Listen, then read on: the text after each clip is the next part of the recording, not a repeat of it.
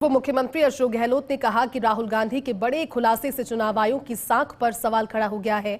जो काम खुद चुनाव आयोग को करना चाहिए था वो राहुल गांधी ने किया। गहलोत ने कहा कि चुनाव आयोग को राहुल के खुलासे पर जांच करानी चाहिए थी, जबकि उल्टा वो राहुल से ही शपथ पत्र मांग रहा है। उन्होंने कहा कि यदि चुनाव आयोग की भूमिका ही संदिग्ध हो जाएगी तो देश में लोकतंत्र कैसे बचेगा। अशोक गहलोत ने अपने आवास पर प्रेस कॉन्फ्रेंस कर विभिन्न मुद्दे उठाए। इस दौरान उदयपुर के कन्हैयालाल हत्याकांड मामले पर गहलोत ने कहा कि यदि हमारी सरकार के समय एनआईए जांच अपने हाथ में नहीं लेती तो हम हत्यारों को सजा दिला चुके होते।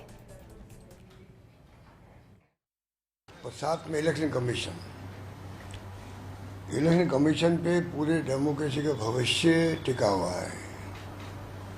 इलेक्शन कमीशन की निष्पक्षता सबसे जरूरी है, उसी के साथ में फ्यूचर जुड़ा हुआ है डेमोक्रेसी का।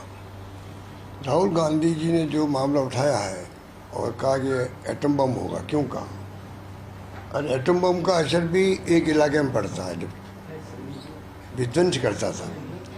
तो ये तो जो है इसका असर तो पूरे देश के 140 करोड़ की जो आबादी है